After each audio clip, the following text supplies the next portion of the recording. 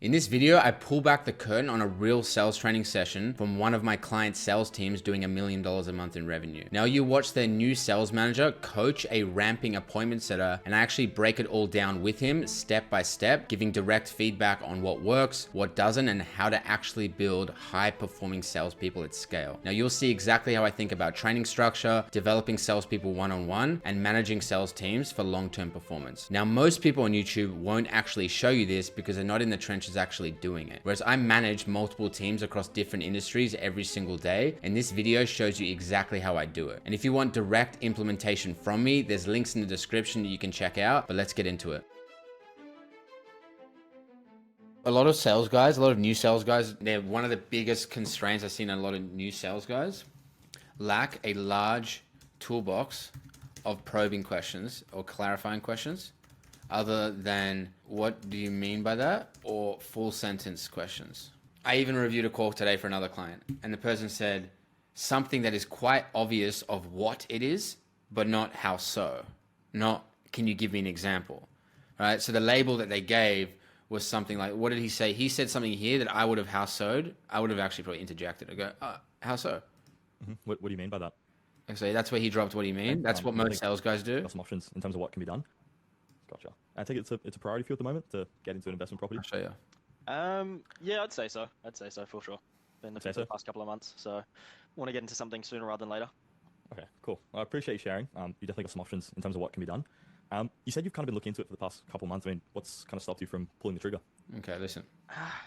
Good question. Well, I don't know. It's been one of those things where at first I just, I thought I was going to pitch in my backyard, but started watching a lot of different podcasts and whatnot, and sort of saw that might not be the best idea. So. How so? To that, right? Why is that not the best idea? Well, how's that? Why is that? You want them telling you and selling you on why they need someone who can do due diligence to find a property around the world, around Australia. So I would probe on that. Yeah, just been looking for a while, but I don't know, hasn't been going as well as I'd liked. And that I'd say how so? I wouldn't say what do you mean by that. I mean, you can. It's just you got to be careful if he uses it again and again and again for the call. If he wants to one shot the what do you mean by that? There, I would just look to make sure that he uses discretion. It's just a potential like amber, not a red flag, amber flag when salespeople use either what do you mean by that or other full sentence. So when you say not sure, what do you mean by that? It just seems a bit weird that you would say that in conversation. Whereas what I advocate for is natural probing. And you don't ask the example is if someone says, I want a McChicken sandwich, you don't say, what do you mean by you want a McChicken sandwich? Even though technically I get it, you're trying to get more out of that. It seems silly that you're probing and asking what about something that is quite obvious. Whereas if someone says, I want a McChicken sandwich, I would say, well, why is that? Right? In that case, I would get the type of rationalization of why. And in other cases, the person says, look, I've tried, nothing's worked out. I won't say, what do you mean by nothing's worked out? It's fucking obvious what it means, but I would say, how so? Can you give me an example? So just making sure that the salesperson has a toolbox of congruent probing and clarifying questions, right? So like, how so? Can you give me an example? Why is that? And the more conversational ones. And if you are going to use full sentence questions, make sure you have enough agenda. And you can get the setter to rationalize why they used what do you mean by that, this will give them a more natural larger toolbox. Mm-hmm. What do you mean by that? I just haven't been able to find anything. Like some of the areas I'm looking at, it's like Melbourne, for example. I know that's and for you, Chase, like when you're doing this, if he keeps using it, I'd either stop him or give him resistance. Stop him there and say you've said what do you mean by that like 5 times. Because it's typically salespeople, and depending on the relationship between the coach and the salesperson, are too much of a laydown in roleplay. So you just either have to stop him there. You keep saying, what do you mean by that for everything? You can ask them first and Socratic it. There's very little chance they're going to pick up on it. They think it's okay to use the same probing question. If you say, how do you feel as a setter? What do you feel you could have done better? They're very unlikely going to mention that they use the same probing and clarifying question, right? So you can typically take it autocratic and say, now I noticed in that you did these things well, which is great. But however, you keep using the same probing and clarifying question, it's going to bring up resistance, right? So what other probing questions could you use? other than what do you mean by that? Because it starts to sound robotic. You can do it that way, or you can just challenge him as a prospect, with you as a prospect, and just go, what do you mean? What do you mean? And then see how he responds, and see how well and quickly he can clarify why he asked. That'll typically be the only other recovery, which is a really good clarification. Which is, the reason why I ask is just so I can get more context. Maybe you can give me an example. What came to you that made you feel like, on your part, that Queensland wasn't going to be the best option. Whatever it is, right? You just want to get them to rationalize that. So let's just see. I may be overcooking this. He may never use that again. Getting fairly hot, but I don't know. Victoria's pretty big. Like, I know Queensland, but I don't know Melbourne by any means. Gotcha. So it's kind of not being sure about exactly which area to invest in. Yeah, that's right. Just it's not really my field of expertise in a sense. Yeah, gotcha. So if you're potentially looking to work with someone like us, it would be more so like identifying those hotspots.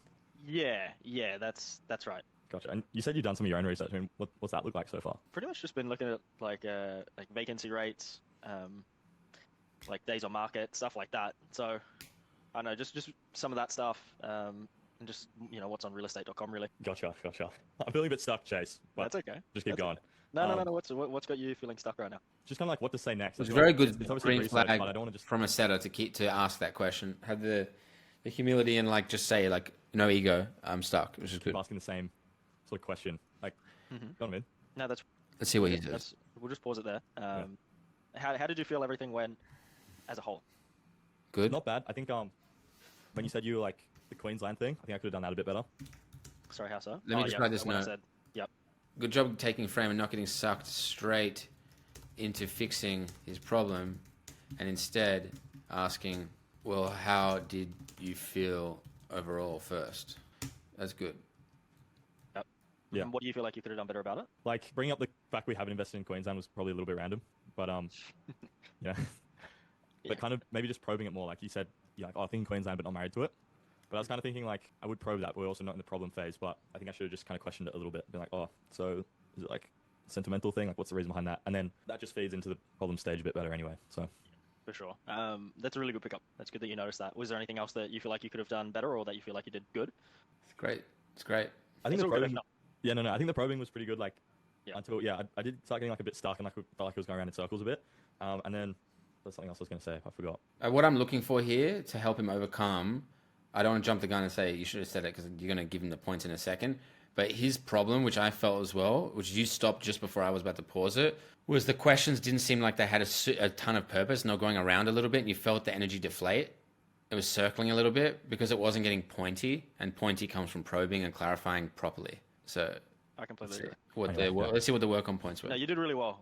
Other than probing and clarifying properly, is he just completely wasn't focused on the right questions or he wasn't even in the territory, right? In this case, I don't think it's the case. I think he was in the right territory, but the probing and clarifying needed to be pointy, and that tells me that he either doesn't have the tools or he doesn't understand the objective.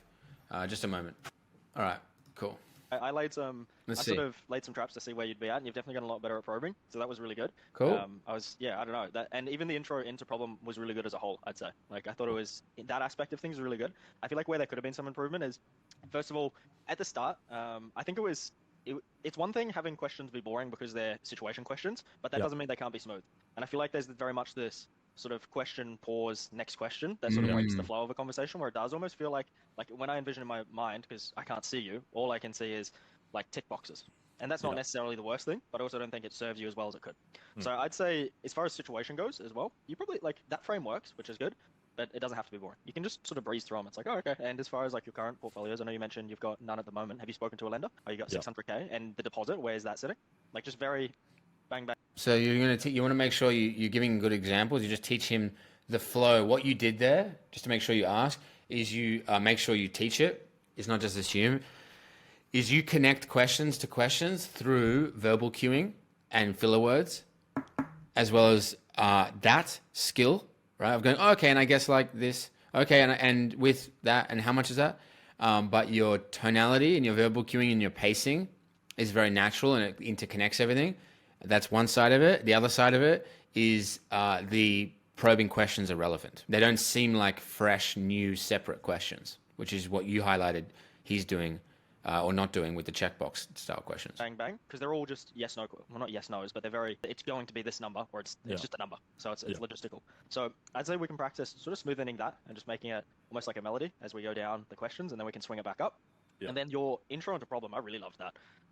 So just make sure, what I always teach, if you can clean this up, is when you give a work on point, the general sequence you want to show is you can kind of go highlight what you obviously, like, you highlighted what he did good before. When it comes to work on points, highlight what he did that wasn't optimal. Highlight the objective, right?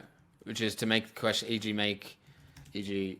Interconnect question to question so that it's smooth, congruent, and the prospect falls into answering you openly, right? And without resistance, right? And then you go like this. And the way you do that is, and then you explain, and you can use an example which provide the setter with the devices or word tracks, whatever it is. I don't like to use that word tracks really, but like, you know what I mean? With the devices required to achieve the objective, right? So what that will do, as how that plays out, I'm literally doing it for you right now as an example, but I'm doing it with a manager, is that's the objective. And now I'm going to play out an example where I would say, so what the issue was is that the questions seemed like checkbox questions, which is something that Chase, you did that, right? Whereas what we want to do is make sure we flow from question to question, because that way it's going to be smooth, congruent, and the prospect will fall into just answering you openly without resistance. They don't feel like they're following a script. It's obviously going to allow them to just open up to you, right? Now, the way that you do that is to use more natural probing questions, right? They don't have to be full sentence questions, and you don't pause, go completely quiet, and ask another question, right? So for example, it would be something like, you say the thing and you go, oh, how so? Or is that about this, right? So just to clarify, Chase, what you did was 80% there. I just think if you can tailor in your organization of your talent, you'll be a killer, right? You got all the info. You're a sales professional, fucking master at the process. You even identify the right problem, and even, you know, kind of somewhat, which needs the most work, give the solution. But if you can give it in this package and give really clear, like problem, let's re-clarify the objective, and interweave an example, and give him devices, then he'll any setter, Ned might be an absolute switched on guy, he might just get this, but any setter I can tell you at scale, after like 330 salespeople, they're going to, at the highest likelihood of every salesperson understanding it will be in this manner. I hope that makes sense. That was a lot. I forget specifically what you asked, but I believe it related. You were like, oh, you've been looking for the past 3 months. What's preventing you from getting in market? That was beautiful. I love that, because that was you using like your intelligence, and you related to what they already said. So instead of starting from here and going like, oh, what's preventing you? You're clarifying what he already did well to edify bolster. Let's see if we can give him examples of what he could have done better. You're already digging deeper. That's what I'm looking for. That's like an inherent probe will clarify. And then I said some bullshit sort of high level. You dug deeper, which I loved, because I wasn't sure if you were going to let me off the hook there or not. And we got it to a good place. I think the reason you got confused is because what we were talking about on that review. Because if you do know what answers would you say you're looking for from the problem when good job. We're kind of here. What is it? Admission of a what was the word that you used? Admission of a like a deficiency. Yeah, so, I 100%. Keep going. Yeah. So I think I need to keep that more like front of mind. Because you kind of did admit a deficiency, but it wasn't like you said you were getting confused, but you hadn't fully like admitted it. You alluded to it, but I think I wasn't sure how to not get you to say, but like lead you to the point of being like, yeah, I don't know what the fuck I'm doing. Sort of. So he gave you you gave a label. Now he didn't need to get that concrete probing. Do you know what I mean? For sure. And I think you did a really good job at it. And that's the thing. It's good that you know where you need to go. It sounds like we just need to arm you with the right questions so that you can actually get there. Because to be fair, you did get it to a point. Like I said, I'm not an expert by any means. Like, I'd still want to go one layer deeper, and I'd just be like, sorry, not an expert around what was that? And I'd just be like, just act super confused. And then I would just be like, oh yeah, I just, like, I don't know. Good. Achieved it. Like, where to invest. Like, I don't know if the research I'm doing is good. I'm just not really an expert. As soon as you hear that, like, you're tucked away. To be fair, I feel like you still could have gone on, because I was like, you know, I'd been doing the research. I just I don't know, like, heard Melbourne's good, but I don't know.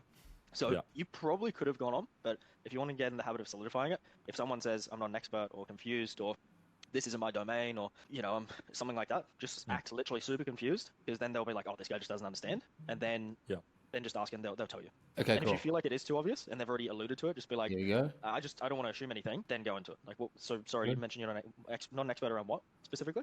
I'll just like, I don't know what I'm doing. They'll say something like that. So, But isn't like, is them saying I don't know what I'm doing, like you then probe that again? Because I feel like then you're just like looping too much, and then they're just How like, so? fucking, like retarded. would you, if someone said I don't know what I'm doing, would you class that as an admittance of a deficiency? True. Yeah, it would be. And even if you did say I don't know what I'm doing, and say I said, okay, sorry, how do you mean you're non-expert? What do you mean? Oh yeah, I literally I don't know what I'm doing. You can go a bit deeper and just be like, sorry, I'm just a little bit confused. I don't want to assume anything. Like, what specifically don't you know what you are doing about? And they're like, just like the research stuff like that. So it comes to a point. The only reason you'd be looping is if you're not going deeper. Cool. Because if you're getting deeper, they're going more finite. Like, I'm not sure what I'm doing. I'm not an expert. I don't know about the area. What don't you know about the area? I don't know if it's good or bad. And you can go down forever hypothetically, but it comes to a point. Yeah. All I want them to admit in this phase is, I don't know what I'm doing, really. Just I don't know what I'm doing. If you want to take it to, I don't know the research, I don't know X, you can. I don't think it's going to be ultra necessary because they've like admitted it. Yeah. It's all case by case. You'll feel for what you can get away from. Okay. And if they say like I don't know what I'm doing, then would you? So he's looking for like, advice. Is that why you're potentially looking into outside help? Would you ask something like that? Yeah, you could. What I like to do is if they say they don't know what they're doing, like I don't know how to do the research or whatever, I can go, okay, and is that the reason why you'd potentially want to work with someone like ourselves, or is there any other reason you'd want to work with a professional? And then they might be like, oh yeah, I just don't have the time. But the flow of the conversation should typically be, let me see the script before I actually speak on this. This will also be just coming over time. The only thing I can otherwise knock is that it's a bit drawn out. I think I used to always do this as well, is just with experience, you get super pointy and you'll probably cut down you'll increase your word efficiency, cut down your language. I think the 80-20 of the 80-20 here is just to give him more, a bigger toolbox of probing and clarifying questions and understand why you use which one. It's really common sense. If they say something that is clear enough on the surface as what it is, but you don't know how it applies to them, then what device do you think you should use, Ned? You know what I mean? And try to get him to select them and get him to rationalize which ones. Because you're giving, the only thing I could knock here is that you're doing everything right. It could potentially be ordered a bit cleaner, and therefore it would make more sense to him that alone. But then when you're giving your devices, which is like, you could say this, or you could say that, it's amongst a lot of other conversation, right? So you just want to kind of get to a point where you just really point to, okay, cool. Does that make sense so far, what the objective is? All right, cool. Now, the way you do that is by using a larger toolbox of probing and clarifying questions that are appropriate based on what they said. Now, for you to know, Ned, which tool you want to use, you need to understand, obviously, like what one applies to what type of answer the prospect gives, right? So in some, you might say, why is that? The other one, you might say, can you give me an example? Another one, you say, what do you mean, right? And for you to have the confidence on the call of which one to use to get what you want, you need to know what you want, which we do, which we want them to admit a problem, right? But we also need to understand some like almost common sense that isn't so common. So if a person says, I just don't know what I'm doing, and you want more than that, when you say, do you think it's the right thing to say, Ned, to go, what do you mean by you don't know what you're doing? Or do you think there's maybe a more optimal way? There's like probably more optimal. They might say it's fine. I say, well, the concern I have is that the prospect kind of thinks they've already given what it is, but you want to know what they mean by it, right? Now, whilst saying, what do you mean by that might sound like the perfect thing to say, they can plausibly deny it. They can go, well, what do you mean? What do you mean? Because you could want multiple answers out of that. So if you ever feel like the prospect could say, well, there's like, what do you mean? What do you mean? Right? Then you want to use something different, which is something to the effect of, how so? Can you give me an example? Well, why is that? Does that make sense? Okay, cool. So just put a pin in that for a second. We're going to role play that. We're going to go back. When we do go back, I want you to just consider using more than, what do you mean? This is what I would do if I was delivering this training to this guy. Just chapter by chapter. That's the kind of key thing that I can only knock. Otherwise, you're filled with all of the talent, all of the skill. It's good overall. Appreciate you sharing. I'd be curious, what's the reason? Yeah, so this intro question here, like what's the reason you're potentially looking at that? That's typically going to be the intro into it all. And then if you want to expand the problem, yes, you dig deeper down, like we've been talking about. And then if you want to go wider as opposed to deeper, that's when you ask, is there any other reason you'd potentially want to work with someone like ourselves? And then they might mention time, something like that. Okay. Make sense? Yeah, and then once they've had the admission of deficiency, you just go straight into pitch. Like there's not really any point. Because I know a couple of my calls, they're really good, like good bookings, good sets. But they were like, one was like 20 minutes long and one was like 16, which is obviously just too long. And I was reviewing it, I was just kind of like, just getting into, I don't know, it was just going too deep. Okay. Stupid. Yeah, there's certainly a level, in my opinion, on setting calls. It's all dependent. Like, you want to go deep to a certain degree, but I prefer to go wide as well. Yeah. So, you don't have to be an artsy about it. You don't have to get them to admit that, like, they're a loser. They don't know what they're doing in life. Yeah. Their fucking research is an extension of how shit they are and everything. Like, you don't need to get to that point. They just need to be like, they just need to be clear in their own mind and in your mind. So in a court of law, if someone said, does this person know what they're doing? You can easily be like, no, they told me that they don't know what they're doing. Yeah. Don't shoot me. That's all I'm looking for. I'm like, cool. Don't shoot the messenger. Yeah. But I would teach him to keep it knife. It's just more digestible.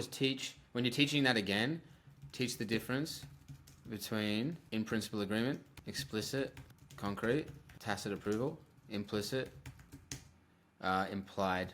It's kind of the same thing, right? Implied, saying without saying, right? And sometimes that's okay, right? Because it's different from a story, which could mean 100 things and even be incorrect or a heuristic bias, and it's another problem or not a problem. So this, for example, and you can even, this is why using documents, like you're benefiting right now by me doing it in a document. So that's why you can go, I do with coaching clients all the time. I'm like, let me explain. I pull up a document because I know how much I fucking talk and how deep I go on points. So I like to put this here. So when I'm talking, you're probably done it before already in this meeting, where you're looking at the things and reading these while I'm explaining. So it helps you retain information, right? So in principle agreement, explicit. If you taught him this once, you'd probably give him a massive, expedite a lot of the understanding, right? So in principle agreement, explicit, concrete, doesn't need probing. You could even ask him, you go, do you think this needs probing? Test him. No, it doesn't. Cool. Right? May not need probing, depending on how much you need them to give you in explicit answer. So you said before you don't need to know potentially anything more than I don't know what I'm doing. So if they give a tacit answer to I don't know what I'm doing, you may not need more than that. You may, right? If you need them to literally say I don't know what I'm doing, well then if they give you the tacit approval of I don't know what I'm doing, then you're going to need to probe, right? May not need probing depending on how much you need to give them an explicit answer, right? Depends on your objectives, right? Does that make sense, Ned? You sure? If you feel like they haven't given you those few things you need that are in principle, but you go, I can kind of see he's admitting it, and it's a case where you need them to go explicit, well, then you're going to need to probe, and you're going to need to choose one of these devices, right? Including what do you mean by that? It's got to feel natural to you, right? One where the prospect's not likely going to say, well, isn't it obvious? What do you mean? What do you mean? Cool? All right, quick pause and then we'll get back to the video. If you do over $1 million a year and you want your sales team to scale predictably, I run one-to-one sales management consulting done with you. You can apply at the link. We onboard a few managers each month so you can grab a slot and then we'll install your one-to-one system together. Now back to the video. Cool, and then story, in every case that it's relevant to the call, I obviously don't need to probe on them saying, oh, I've had a long day. Like I may want to get problem with their day, right? If they're like, oh, my daughter's fucking, in school. I'm not going to go, when you say school, what do you mean, right? I don't need to know what I'm saying here is I don't need to probe on a story that's not relevant. But in every case that's relevant to the call, you need to probe and clarify in all cases. So they know which ones they need to probe on, which ones they don't. And by the nature of them already eliminating the in principle agreement ones, the ones that were already explicit, then that just cuts out a whole bunch of stuff they don't need to ever probe on, right? And it just makes it very pointy there. So that's something I'd teach them as well. There's a difference between a story answer, tacit approval, and them giving you an in principle agreement and the relevant requirement for probing. So what we're going to do, Ned, in the next one is I'm going to give you a mixture of these and we'll see what you need to probe on because I feel like you understand the objectives at this point, and this will just be me giving you alignment with the objectives. My answers will, my answers might, my answers don't. So you need to act accordingly. Does that make sense, Ned? We can go over this. This is really the only improvement point you need to make right now, the 80-20. If we can come away from this with you being 30% better at probing and clarifying appropriately, it's going to push the whole thing forward because it's really the main skill. deficiency right now. Does that make sense? Yes, cool. But all of that makes sense. Yeah. So, just as a quick one for problem, we'll do one more role play. Just start it from problem, Yep. and we'll see how you go. Now, just remember what you're looking to achieve from each question and each phase. Let's run it. Am I boring you over there? Yeah, so much. No. Putting you to sleep. I was actually, Alright, go. I know that's one of your lines that you use whenever someone yawns in a sales call. Anyway. Cool. Appreciate you sharing. You've definitely got some options in terms of what can be done. But I'm kind of curious, like, what's the reason you're potentially looking to work with someone like us instead of, just doing this on your own like a lot of people do? Good question. I don't know. I just, been out there, and it's not easy finding properties because I know I'm in Queensland for a bit of context. I know Queensland, but Division had a really good run, so I don't want to buy in at the top. So just want to make sure I'm sort of investing in the right areas, really. Gotcha. What do you mean by right areas?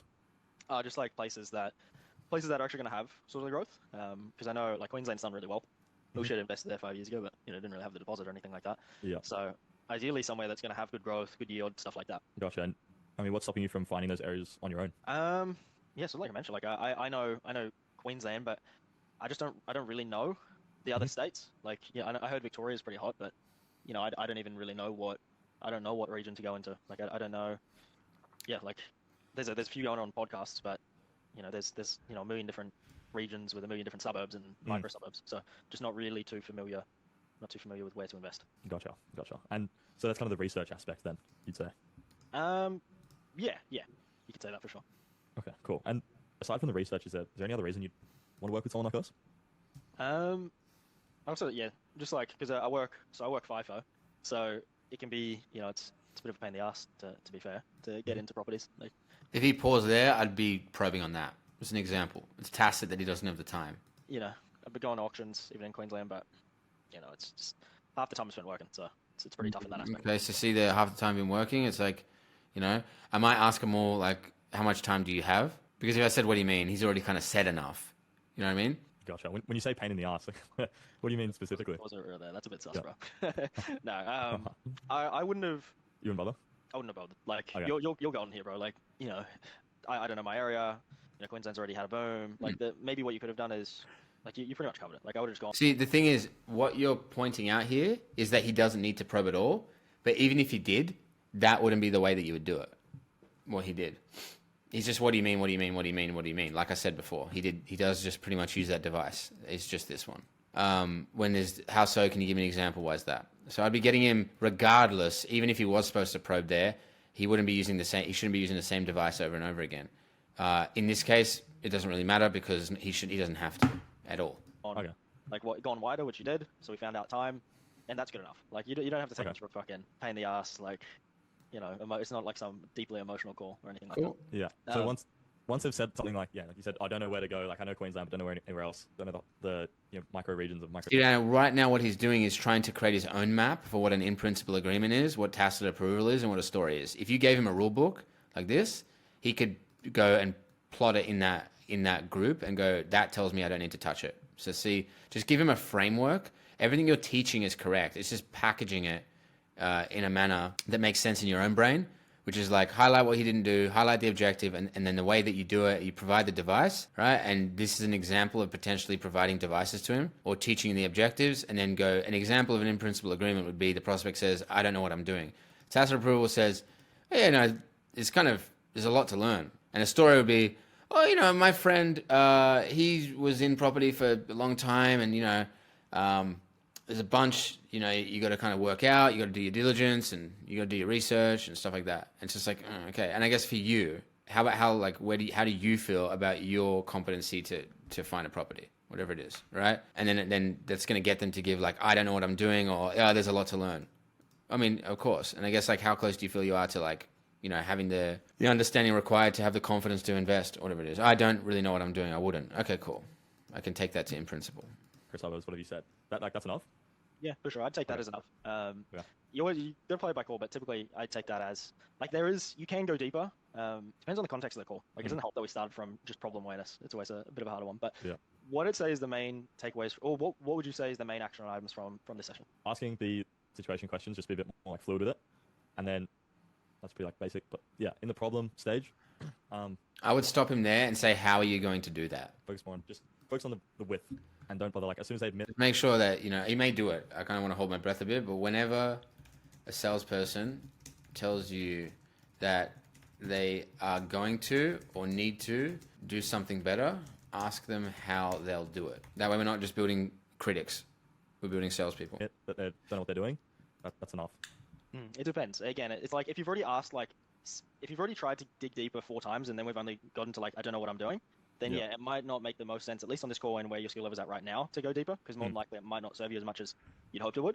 But if they admit from the start, like, or say something like, yeah, I don't really know where to look, then you can for sure probe into that.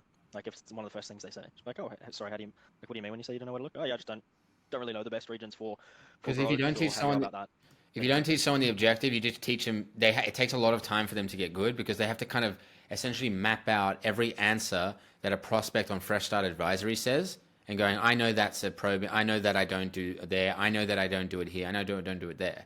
But if they either come into the account with this training, or you give them this training to categorize answers, they can make their own discretion.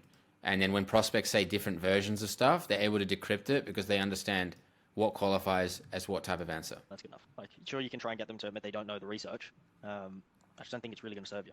Like, they don't need to know that they don't know how to research, because they already know that they don't know how to find the right area anyway. Yeah. So, yeah, I'd say those are the main things to keep into mind today. But I will do a bunch of core reviews for yourself to see sort of where we're at and go a little bit more granular. But otherwise, it's been good, bro. Like, you've been a lot better, even to what the core review I listened to last week. So fucking smash. That was a bit of a shocker. But yeah, that was just the first week. For sure. Just remember, just get through all of the questions. If we're in a situation, it's just easier to go through situation. Like, just sort of loop back on the questions, which that's another thing we can sort of work on. Good job summarizing at the end. Bring it back around. But just round it off. Be a bit smoother with it. You know what you're going to ask. It's always property. Okay, spoken to a lender. As far as deposit, what's that looking like? Cash or equity? And are you cool with going anywhere? It's like it's just that those should be bing, bing, bong, bing, bing, bong. So, of course, they can take it a bit crazier. Yeah, you like that? Of course, they can take it, make it a bit longer, but at least you should be sharp with it. Yep. Yeah, cool. Definitely, you get the odd person that's like, you just open up and then very start of the call, they just fucking, like you said, go off to Pluto. Yeah. And then sometimes I'm like, do I just skim over that and just like put a pause on it and then go straight to like go into situation? But how do I do that without like making them? I don't want them thinking like I've just not listened to what they said, but I think that's something else we can talk about another time maybe, because that's pretty niche. But you know what I mean? That's kind of a part of relooping, really. So maybe we can practice that. But I'd say we'll see how we go. Let me review, because I'll do. You can teach this super easy in real quick, which is just you can just go. We can certainly touch on that. It depends on how pervasive it is. Like you said, you don't want to overload him, but by compressing lessons into understanding, I only have 100 points of attention from my salesperson per meeting. So if it takes me 80, 90 points to teach something, then I don't have space for this. But if you got this real clean and you can go away, almost not even fully getting it yet, but having the map, you can look at this after the meeting and going, I really need to think about what I class an answer as. And my objective is I don't need more than Tacit on these questions, but I need in principle on these ones. So it just give him a lot more, and it's only going to cost him 50 points of attention. You could probably teach that. You probably have enough space of attention to teach him. We can certainly touch on that, and that's interesting. I'd like to know more on that, and I guess first, or you can, if you don't like saying I guess, and I suppose first it would help me understand better if, and then you go and ask the question that was in your script. Right? Next question to get back into process. Right? That's pretty easy, right? We can certainly touch on that. Or that's interesting. I definitely want to know more about that. And I suppose first, it would just help me understand better if we could clarify, first and foremost, where are you looking to invest? Whatever it is, right? We can certainly touch on that. You could teach that if this was not taking too much of his attention, right? 2-3 of your calls today, I can get, because I've reviewed one of your calls. So I don't have like the greatest scope of where you're at currently. But I'll review some today. I'd say work on those action steps, which is being more fluid, and then not being so crazy about, I don't know how to calculate the formula of days on market or something like that. Just get them to admit a deficiency. Once you've got that deficiency, go wider. I'd say that's the 80-20 of what you've done really well in this call, is keep it high level and digestible. The only work on point is that really needs to probably just arm him with the devices a little better. Just a little more surgical. You still do it, it's just its delivery. That's why this is a great call, Chase. It's just, I'm sure you're like fucking excited to go implement this. It's just cleaning everything up. And then just continue on with the script. Because the goal is we just want them to admit deficiencies. That's it. Cool. Just focus on those two. And then by tomorrow, I'll have some better things that we can work on, or we can just drill exactly what you're saying. How do I loop back in? How do I make sure that, if they do go up to player, we can bring them back to earth? But I still think you probably made a good decision probably not teaching this because he was probably completely full and focused on 80-20 already. Easy, brother. Well, anything else before we head off? No, I think we've covered it. I solid. Fucking smash it today. How many dollars you got? So far, about 50. And how many are you doing for today? 200 is KPI. We'll see how we go. I reckon I'll be able to do a bit more than that because I don't know. Okay, let's. Do you want to? And this by no means, I'd say 200 is a fucking good number. Like you're an absolute stud, brother. So I don't feel any pressure to go higher. But I guess what's going to be the number today then? What number are we hitting Today? Yeah, fucking regardless of the roof blows off. You don't have to be crazy about it. We'll go 235. How about that? Look, you're an animal. I love it. You'll fucking smash it. All right. Well, $235. We got to say it at the end. And what can I said announce that. Okay. You know what? And what's my schedule looking like? What's something that I can commit to? We may as well commit to something together. You know what? I'll commit to 5 core reviews today for you instead of 3. Legends. That's the best I can do because this schedule's a bit cooked right now. And I'm gonna go sort something out with the house. But all right, 5 core reviews. Okay. I meant to ask, are you living in a house just on your own, or you got some mates that you're with? The only thing I could quantify there, that's really good. I really like it. Good connection, hustle together. Really good job. Good job aligning on performance expectations and holding each other accountable when you're still selling. It's super good. Lead the way. Don't let me down. I won't let you down type thing. The only thing I'd say is when someone says, 235, I'll see if I can do it. I would just said, well, you can always quantify it, right? Like what your dials per hour is and stuff like that. I mean, you can work out that you don't have to be at, $30 an hour or something like that to make it. You just quantify the activity. I don't need to explain that. You should know your activity expectations. And then that way they're not reaching for 235, feeling guilty when they could never do it. And they're not coping on 180 when it's fucking well within their thing. And what this will, they're well within their abilities. And this will get them to, if they go, I don't know if I can do 180. Or it's like, okay, what makes you say that? And you can kind of get to the bottom of them saying, I got to go fucking watch Game of Thrones. Or something like that. They'll admit it. So that's the only thing I could do there. But it's all right. It's not a big point. Keep it simple. Main thing is the coaching stuff. Yeah, it's like a mini mansion. When you come to Thailand, we'll have to host you. You'll be like, fucking hell, mate, what's going on? Yeah. So. Oh, wait, I reckon January. That's I'll make a move. That's the goal. 100%. Well, if it's Chiang Mai or somewhere else, at some point you'll have to come over. We got a full house wedding for you. So. Yeah, you Sick. Cool. Easy, Joe. Smash it. All right, awesome. So let's recap. Good job at 112 at probing and edifying why he felt there was a step up in performance, and then asking him questions on how it benefited, how it played out on calls. So good job there. Good job leading the agenda and the frame for the training. The main 80-20 is kind of here. I'm going to highlight this. New sales guys lack a large toolbox of probing and clarifying questions other than what do you mean by that, or full sentence questions that potentially sound like a CIA interrogator or a police officer or something like that. And they just don't help the prospect understand why you're asking. So you want to give him essentially a bigger toolbox of probing and clarifying questions. Good job taking frame, not getting sucked straight into fixing his problem when you finish the role play, and instead asking first your usual process, how did you feel as a salesperson? Good job there. When you give a work on point, highlight what he did wasn't optimal. You can interchange these two. You can say, well, let me remind you, the objective is this, and what you did wrong was that, and the way you fix it is doing this. You can do it like that, or you can do it like this, which is highlight, okay, what you did there was this, and the problem with that is it doesn't achieve the objective, which is this. And the way that you achieve it is this. An example of that is teaching him the difference between in-principle agreement and potentially pulling up a doc so that he can see it on paper, and teaching in-principle, tacit, and story. You know that. I don't need to teach you this. Cool. Whenever a salesperson tells you that they're going to or need to do something better, ask them how they'll do it. That's a big one. Let me give this here. These are the key points. This one's kind of like, it's not as important as the other ones, so I'll just put it like that, right? For your understanding. Good job reminding Ned why he's improving. Great job. Good job summarizing at the end. I think you're right in the fact that you would have overwhelmed him trying to coach him on looping. He was already plenty full.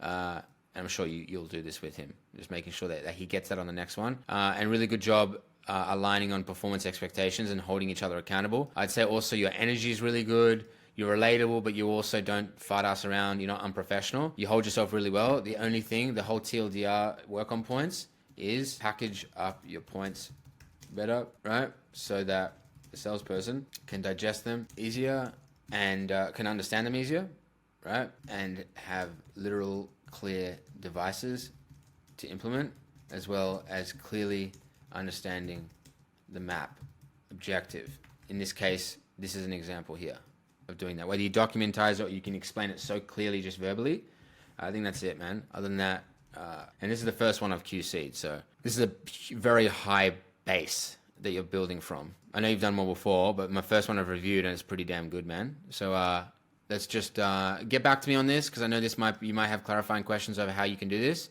I think I was as clear as I could be. If you need clarity over how you could package up other things, but I think I've given you the map.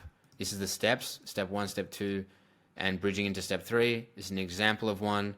And you should be gold, man. But good job. All right, thanks for watching. I hope you found this video valuable. Now, if you have any questions, drop them in the comments below. I check every single one. And if you're someone who wants speed and real implementation, whether you're a founder, a sales manager, or even a closer who wants to level up, there's links in the description where you can book a call and apply to actually work with me directly. And if you want to keep learning, here's the next video I recommend. You can watch it now.